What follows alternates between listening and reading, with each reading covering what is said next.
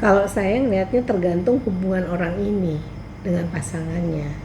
Karena kalau yang namanya betul-betul belahan jiwa itu maka saling yang kurang di sana ditambah yang di sini kurang ditambah yang di sana dari kedua belah pihak. Sehingga kalau sudah menikah dalam berapa atau puluh tahun gitu, itu akan kemudian mutualnya itu akan semakin kental ya. Terus kemudian merasa bahwa saling punya ketergantungan, saling punya rasa sayang, cinta yang nggak pernah habis gitu. Nah, kalau ini terjadi dalam lingkungan keluarga, itu pasti bisa meninggalkan hal yang seperti ini. Tapi kalau di dalam hubungan suami istri itu terjadi banyak huru-hara, tidak terlalu saling tergantung, tidak saling care satu sama lain, ada kemungkinan nanti mungkin yang satu misalnya tidak ada, yang satu merasa ya pokoknya survive aja lah, pokoknya gitu, oke, nangis sedih karena ditinggal, tapi ada banyak yang merasa ini sesuatu yang harus dia hadapi. Karena gini, menghadapi situasi baru di mana misalnya kita tahu bahwa pasangan kita udah tidak ada, hari-hari kita kan harus beradaptasi lagi dengan situasi itu. Pagi biasanya satunya bangun pagi, menyiapkan sarapan, menyiapkan ini, lalu kemudian ngobrol. Nah kalau ini nggak ada, akan menjadi sesuatu yang terasa hilang. Nah, kalau kita saling membutuhkan, saling menyayangi, itu akan kental banget gitu. Nah, pada waktu anak-anak apalagi sudah beranjak dewasa, mereka sudah keluar rumah, sudah kemudian punya kehidupan sendiri, maka teman hidup kita tuh adalah istri atau suami kita, nggak ada yang lain. Cucu iyalah, misalnya kalau sudah punya cucu, tapi kan itu kan nggak utamanya adalah pasangan kita biasanya. Bu, tapi kalau dilihat ini kan dari riwayatnya sendiri itu kan almarhum ini memang meninggalnya itu tidak ada penyakit, jadi secara tiba-tiba ini. Tapi kita nggak bicara soal penyakit ini. Intinya meninggalnya itu secara tiba-tiba gitu, jadi nggak ada riwayat sakit. Apakah itu menjadi faktor dari Ikang Fauzi sendiri jadi kaget gitu atau seperti apa sih? Iya, bisa. Karena kan kalau sakit tuh kan kayak sudah di warning oleh Allah bahwa ada sesuatu, ini kemungkinan sembuh, bisa sebenarnya juga enggak. Tapi kalau sesuatu yang mendadak dan ini mungkin kemudian meninggalnya kalau nggak habis ngajar dan sebagainya, itu sesuatu yang nggak terprediksi sebelumnya, tentu saja kaget.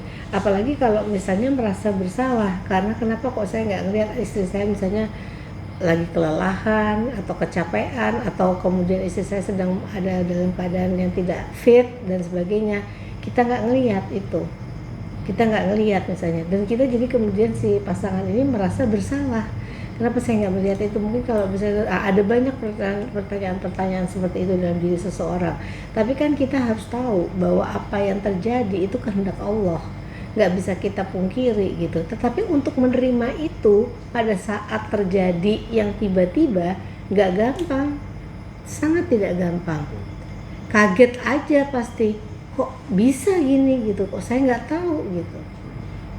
Pada saat di perusahaan sang istri juga Ikang sempat mengucapkan kata I love you mom. Apakah itu sebagai ungkapan Ikang bisa dibilang itu sebagai rasa cinta yang sangat dalam kepada mendiang sang istrinya? Iya, kan kalau kita punya pasangan terus kita hidupnya harmonis, terus kita saling sering bisa mengapresiasi apa yang dia lakukan, kita suka mengatakan kamu cantik, aku sayang kamu, ataupun sebaliknya I love you dan sebagainya.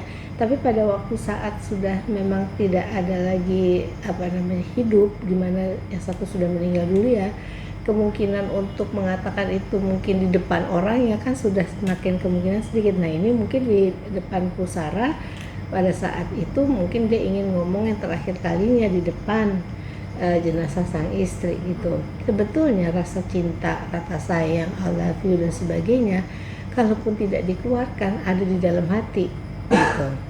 Tapi biasanya walaupun ada di dalam hati, sulit lagi untuk kemudian tanpa orangnya kita ngomongnya I love you, kecuali dalam mungkin sujud pada waktu kita sholat dan sebagainya. Jadi kalau menurut saya itu logis sekali dan tidak apa-apa. Dan pada waktu orang kehilangan orang yang disayang itu memang butuh waktu untuk kemudian kembali bisa menjalani hidup. berat itu. Orang luar hanya bilang yang tabah ya, ayo kamu pasti bisa, kamu kan ini misalnya penyanyi rock, bukan itu masalahnya. Ada yang hilang dalam dirinya. Pada waktu kita bilang itu belahan jiwa, hilangnya itu kita nggak pernah tahu. Kok tiba-tiba hilang ya? Terus kemudian yang tersisa di dalam dirinya itu seperti nggak komplit lagi. Nah, adaptasinya itu pasti lama, gitu. Oke, Bun, Ika kemarin juga sempat bilang bahwa dirinya itu sudah tidak ada niat lagi untuk bernyanyi di dunia musik gitu pasca kepergian sang istri gitu, Bun. Mungkin gimana Bun melihatnya? Nah, itu kan namanya dalam masa berduka ya. Kalau dalam masa berduka rasanya memang keinginan untuk melakukan segala sesuatu itu tidaklah menjadi sesuatu yang menyenangkan. Jadi kemungkinan dia butuh waktu untuk kemudian merenung diri, mengenang kenangan-kenangan manisnya, dan itu menurut saya nggak ada masalah, dan kita nggak boleh mempercepat. Tiap orang punya prosesnya sendiri untuk menghadapi masa duka ini. Dan kalau ditanya berapa lama ya bisa, itu tergantung orang itu. Bagaimana dia merasa cukup untuk mengikhlaskan itu. Untuk bisa ikhlas itu kan perlu dari dalam diri bahwa kita tahu ada Allah yang menentukan ini. Tapi kemudian kita juga mengetahui bahwa kita mesti bersyukur dengan apa yang masih ada, walaupun sang pendamping hidup sudah tidak ada, dan dia harus membuat kembali rencana hidup yang tadinya sudah dibuat bersama istrinya kemudian harus dirubah sama sekali.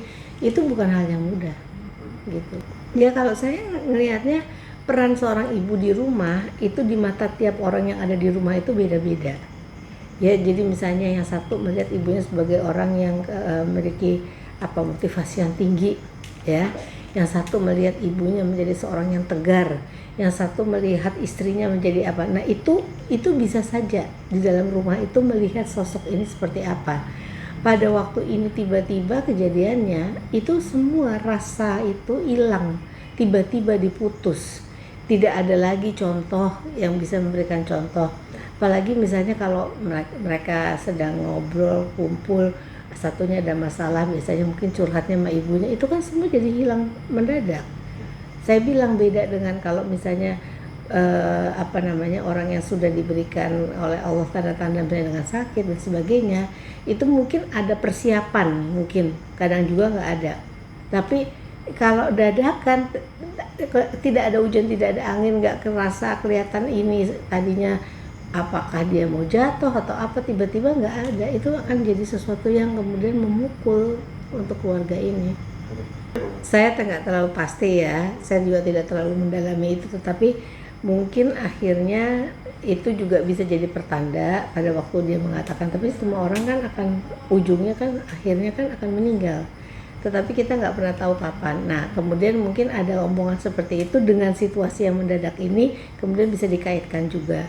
Tapi bisa juga Allah memberikan kepada ibu ini seperti kemudian memberikan tanda-tanda kepada orang lain yang di sekitarnya untuk kemudian hati-hati supaya kemudian dia mengeluarkan kata-kata yang saya nggak tahu apakah dia menyadarinya atau tidak. Tetapi ada juga kadang-kadang orang yang mengatakan gini, anak mahasiswa harus bisa lebih pintar daripada saya, misalnya kalau saya sudah nggak ada kamu harus lebih oke.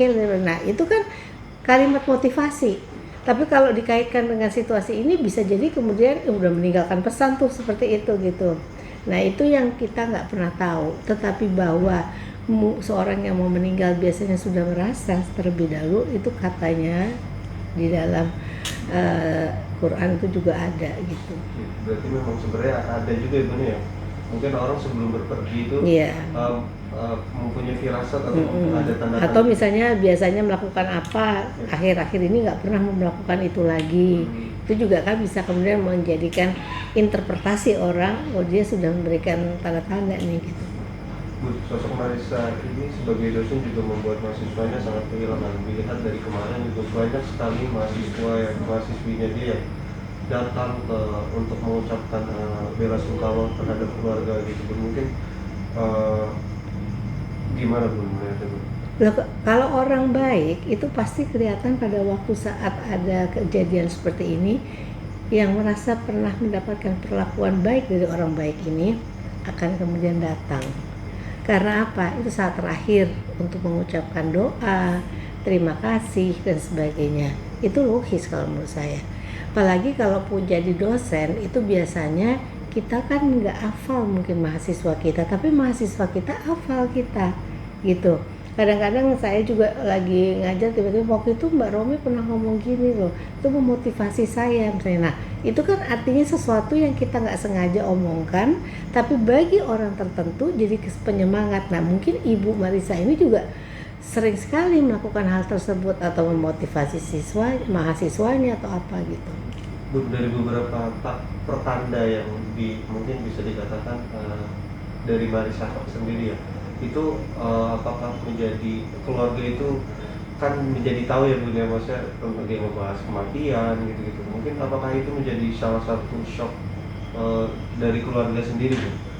Bisa iya, kalau menurut saya bisa iya bisa tidak, karena gini, kalau kita dekat dengan orang di dalam rumah kita kadang-kadang kita jadi nggak peka, orang ini kok berubah ya, ini apa, ada yang peka ada yang tidak. Nah kalau tidak peka terus kemudian terjadi kejadian ini, kok ngerasa tadi saya bilang gitu, kok saya nggak ngelihat ya ada tanda-tanda bahwa dia keletihan atau kemudian ada tanda-tanda bahwa tidak fit atau apa gitu, itu jadi kemudian memukul orang yang ada di sekitarnya gitu. Bisa saja terjadi seperti itu, tetapi bahwa dengan ungkapan mahasiswa itu kemudian banyak yang memberikan apresiasi kepada kepada Marisa ini, menurut saya itu sesuatu yang baik, dan kemudian agar keluarga menjadi penguat betapa ibunya ini punya punya sosok yang sangat dikagumi, sangat menjadikan dirinya tauladan bagi orang lain. Itu menurut saya bagus sekali. Nah orang-orang di rumah yang baru tahu hal itu kemungkinan jadi kemudian makin rasa, aduh coba saya tahu ibu sakit atau apa, saya kan jadi akan dikait-kaitkan seperti itu. Bun, tapi untuk proses penyembuhan dari Kang Fauzi sendiri ya, maksudnya untuk sekarang kan mungkin masih shock gitu, masih belum. Kalau menurut saya biarkan dulu, biarkan dia beradaptasi dengan situasi saat ini, biarkan dia kemudian menghabiskan kesedihannya, rasa dukanya itu, prosesnya biar dia jalani sendiri. Jangan kita kemudian ayo bangkit, bolak-balik orang nggak pernah tahu apa yang dia rasakan. Nah itu yang perlu kemudian jadi pertimbangan juga, untuk tidak memburu-buru untuk kemudian harus seperti dulu lagi. Mungkin akan jadi berbeda, karena dulu perencanaan selalu saya bilang sama istrinya, sekarang dia harus bikin perencanaan sendiri gitu. Oke, berarti itu tentang proses penyembuhan itu hanya mungkin bisa dikatakan iya, nggak usah cari psikolog atau cari apa, nggak usah, itu biar alami. Dan ada orang yang ngerasa berduka itu bisa ada yang 3 bulan, ada yang 6 bulan, ada yang tahunan, ada, dan tidak bisa ngerasa lepas dari situasi itu. Kemudian dia harus, ada nanti pada satu titik di mana dia sudah mengikhlaskan benar-benar, baru kemudian dia bisa baru berpikir lebih jernih gitu. Oke. Alhamdulillah.